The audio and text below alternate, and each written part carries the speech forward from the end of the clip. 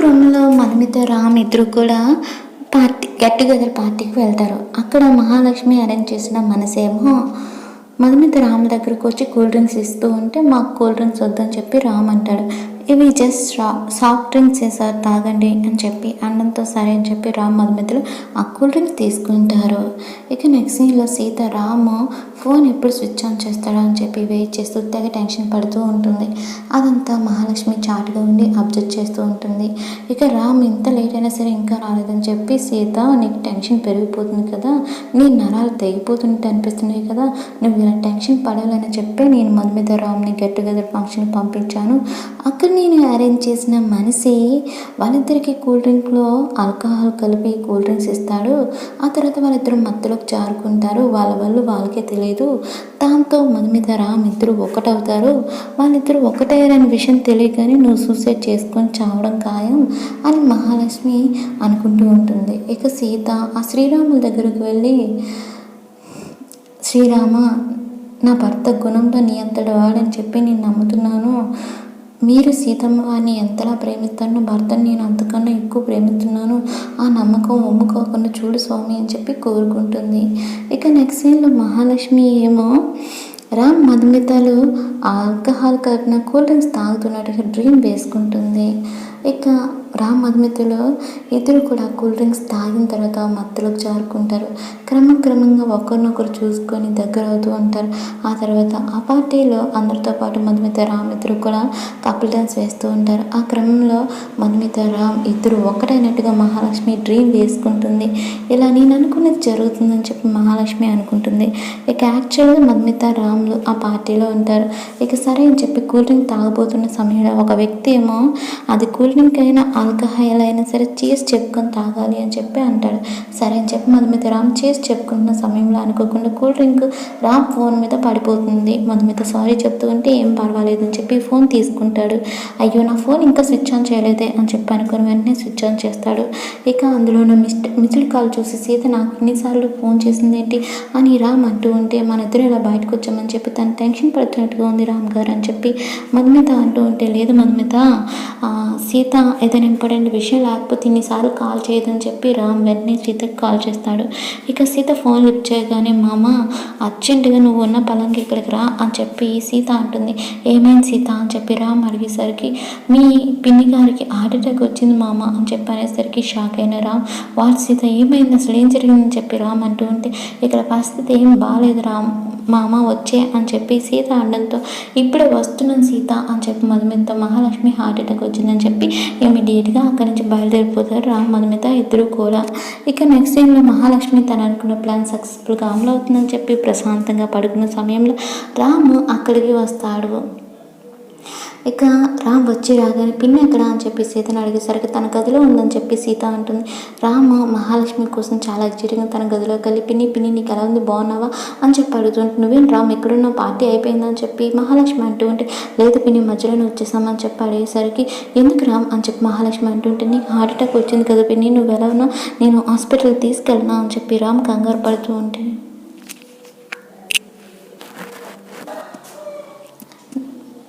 నాకేమీ heart attack రాలేదురా, Sita అబద్ధం చెప్పుంటుందని చెప్పి మహాలక్ష్మి అంటుంది. ఇక ఆ మాటలకి రామ్ షాక్లో ఉంటే ఇంతలో అక్కడ ఫ్యామిలీ మెంబర్స్ అందరూ వచ్చి ఏమైంది రామ్ అని చెప్పి అడుగుతుంటే, పిన్నికి హార్ట్ అటాక్ వచ్చింది అని చెప్పి రామ్ అంటూ ఉంటాడు. మాకు తెలియకుండా మహాకి హార్ట్ అటాక్ రావడం ఏంటి, ఆయన హార్ట్ అటాక్ వస్తే మహా ఎలానే ఉంటుందా అని చెప్పి అంటూ ఉంటే, మరి సీత ఎందుకు అలా చెప్పిందని చెప్పి రామ్ ఆశ్చర్యపోతూ ఉంటే, సీత కావాలని అబద్ధం చెప్పి ఉంటుంది, మీ ఇద్దరిని పార్టీలోంచి ఇక్కడికి రప్పించడానికి అలా చేసి ఉంటుందని చెప్పి మహాలక్ష్మి అంటుంది. అసలు ఏం జరిగిందని చెప్పి అందరూ అడిగేసరికి ఇక వాళ్ళిద్దరూ జరిగిందంతా కూడా చెప్తారు. దాంతో ఇక రాము, ఏంటి మా పిన్ని మీద జోక్స్ వేస్తావా సీత, నీకు అసలు మైండ్ ఉందా, మైండ్ పోయిందా, పిచ్చెక్కిందా ఏంటి, మా పిన్నినే చంపేస్తావా అంటూ రామ్ సీత మీద చేసుకోబోతాడు. సీత రామ్ చేతిని అడ్డుకొని, నేనే గెలిచా అని చెప్పి పిచ్చిదానిలా నవ్వుతుంది. దాంతో నువ్వే గెలిచావేంటి, అసలు ఏం మాట్లాడుతున్నావు సీత అని చెప్పి రామ్ అడిగేసరికి అదేం లేదు, మీ అందరికీ ఒక విషయం చెప్పలేదు, నేను చలపతి బాబాయ్ ఇద్దరు ఒక పందెం వేసుకున్నాము, మీకు నేనంటే ఇష్టమా లేకపోతే మహాలక్ష్మి అత్తయ్య అంటే ఎక్కువ ఇష్టమా అని చెప్పి ఇద్దరం పందెం వేసుకున్నాము. నేనేమో మీకు మహాలక్ష్మి అత్తయ్య అంటేనే ఎక్కువ ఇష్టం అని చెప్పి పందెం వేశాను, అందుకే మీకు అలా అబద్ధం చెప్పాల్సి వచ్చింది, సారీ మామ అని చెప్పి సీత అనేసి నేనే గెలిచాను, థ్యాంక్స్ మామ నన్ను గెలిపించినందుకు అని చెప్పి సీత అంటూ ఉంటే నువ్వేం గెలవలేదు, మా పిన్నే గెలిచింది, మా పిన్ని మీద ఉన్న ప్రేమే నేను గెలిపించింది, ఈసారి ఎప్పుడైనా నీకు అర్థమైంది కదా, ఇంకెప్పుడు ఇలాంటి పిచ్చి పనులు చేయకు సీత అని చెప్పి సీతను అక్కడి నుంచి తీసుకొని వెళ్ళిపోతారు. దాంతో చలపతి ఏమో ఇక ఏదేమైనా సీత చాలా తెలివైంది అని చెప్పి పొగిడేస్తాడు. దాంతో ఇక మహాలక్ష్మి బ్యాచ్ అందరూ కూడా షాక్ అవుతారు. సీత తెలివి తొక్కిది అని అనుకున్నాను, కానీ సీత చాలా ముదురు తెలివిగా నా కంట్లో నా వేణుతోనే పొడి చేసింది, ఈసారి ఇంకా గట్టి ప్లాన్ చేసి సీతను దెబ్బతీయాలని చెప్పి మహాలక్ష్మి అనుకుంటుంది. ఇక నెక్స్ట్ సీన్లో మధుమిత దగ్గరికి వెళ్ళిన సీత వార్నింగ్ ఇస్తూ ఉంటుంది. అసలు ఏమనుకుంటున్నా అక్క నీ గురించి నువ్వు అని చెప్పి అనేసరికి నేనేం చేశాను అని చెప్పి మధుమిత అంటూ ఉంటుంది.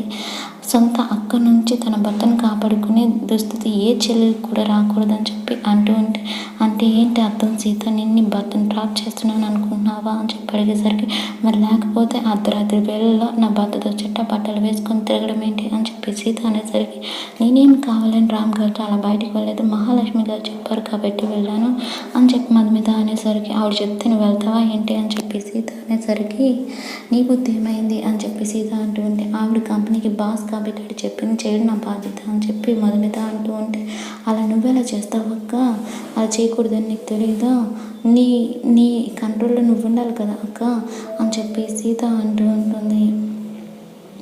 ఇక మధుమిత ఏమో నువ్వు మరీ అంతలా ఫీల్ అయిపోవాల్సిన అవసరం లేదు, ఇప్పుడు రామ్ గారికి కనుక లేడీ పిఏ ఉంటే ఆమె ఎప్పుడు రామ్ గారితో తిరగదా, ఇదంతా జాబ్లో ఒక భాగమని ఎప్పుడు అర్థం చేసుకుంటూ సీత ఎందుకు అపార్థం చేసుకుంటున్నావు, అప్పుడు ఆ పొజిషన్లో ఉన్న అమ్మాయితో కూడా ఇలానే నిలదీస్తావా, ఇలానే అపార్థం చేసుకొని అడుగుతావా అని చెప్పి మధుమిత అంటూ ఉంటే నా భర్తతో పాటు ఇంకా ఆవిడ ఎవరైనా సరే ఇలా తిరిగితే నేను ఊరుకోను, చెంప చెల్లు అనిపిస్తాను, ఆ పొజిషన్లో నువ్వు నా కాబట్టి క్షమించి వదిలేస్తున్నా అని చెప్పి అనేసరికి సీత అలా నోటికి వచ్చినట్టు మాట్లాడితే నువ్వు చెప్పిన పని నేను కూడా చేస్తాను, అనవసరంగా నన్ను గెలికి నా చేతితో నువ్వు చెంపదెబ్బలు తినకు అని చెప్పి మధుమిత వార్నింగ్ ఇస్తూ ఉంటుంది. ఏంటక్క నువ్వు నా అక్క మంచిగా ఉన్నంత వరకే నువ్వు నా అక్కవి, హద్దులు దాటావంటే నువ్వు నాకు అక్కవి కాదు, నేను నీ చెల్లెల్ని కాదు అని చెప్పి వార్నింగ్ ఇస్తూ ఉంటుంది. దాంతో ఏం చేస్తావే అని చెప్పి మధుమిత అంటూ ఉంటే అక్క ఎక్కడితో ఆపే, నీ చెల్లెలుగా నీ మీద ప్రేమతో చెప్తున్నాను, నన్ను అనవసరంగా గెలకు, మా ఇద్దరు అక్క చెల్లెలుగానే ఉండని, శత్రువులా మార్చుకో, నీ మీద ప్రేమతో నీ మంచి కోరే చెప్తున్నాను, ఇంకెప్పుడు నా భర్త జోలికి రాక అని చెప్పి వార్నింగ్ ఇచ్చి వెళ్ళిపోతుంది.